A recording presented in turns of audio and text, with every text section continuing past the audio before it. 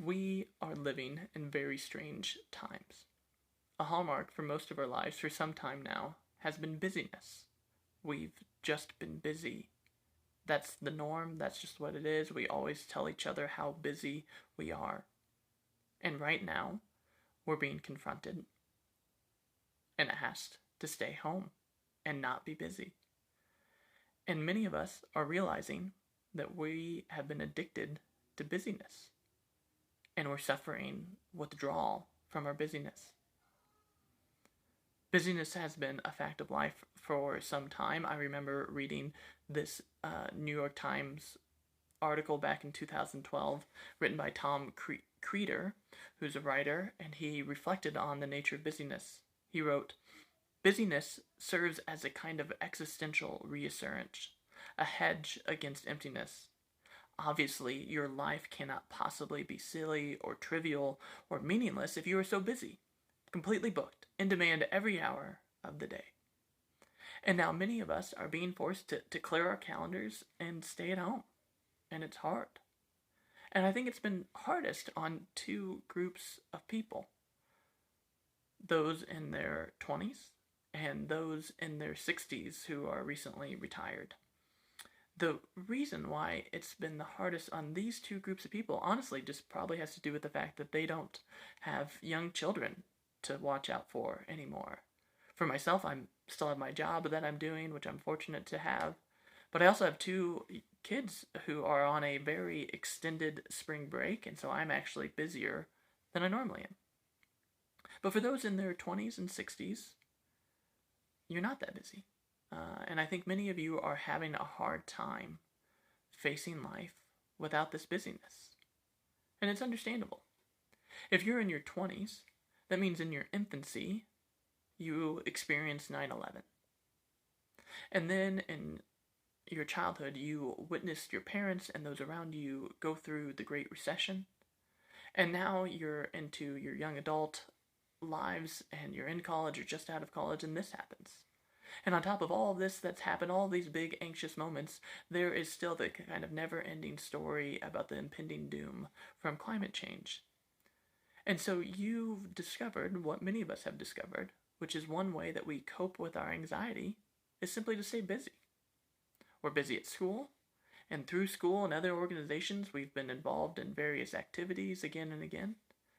And beyond that, of course, there's the wonderful world of the internet and social media that can keep us busy, just scrolling, never ending. And of course, there's Netflix and Hulu and all these streaming services that allow us to watch whatever we want, whenever we want it. And so it's hard to not be busy, to imagine your life where you are not busy. And if you're in your 60s, especially if you're recently retired, you've already dealt with some significant change in your life. You went from being a worker at some job for many, many years, and then you retired and you stopped being that person. And you wondered, well, who am I if I'm not what I was?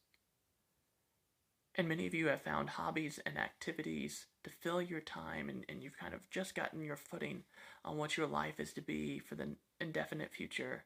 And now you're being asked to stay at home, to not do those things. And that's hard, especially because you know that there is a day in the not so distant future where you won't be able to do what you want to do, where you will have to accept the help of others because you won't be able to help yourself. And that's difficult. But what I want to say to you, to those of you in your 20s and 60s and others of us, is that you actually have a unique opportunity that many of us don't have right now. You have the opportunity to detox your life from your addiction to busyness. Because if you're honest, you'll admit that your busy life hasn't been a satisfying life. That, in fact, the busyness has led to a more unfulfilled life. The Catholic writer Henri Nouwen sums it up well. He wrote, "The great paradox of our time is that many of us are busy and bored at the same time. While running from one event to the next, we wonder in our innermost self if anything is really happening. While we can hardly keep up with our many tasks and obligations, we are not so sure it would make any difference if we did nothing at all. While people keep pushing us in all directions, we doubt if anyone really cares. In short, while our lives are full, we are unfulfilled. And you have the unique opportunity to slow down and actually look at your real life in the real world.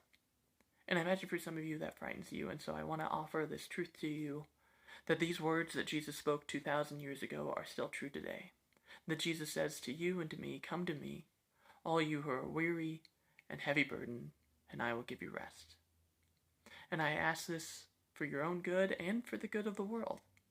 I can't help but wonder if part of the reason that the two groups of people who have been most upset, have pushed back the most against the calls for social distancing, is this group in their 20s and their 60s. Because they can't imagine their lives if they weren't busy.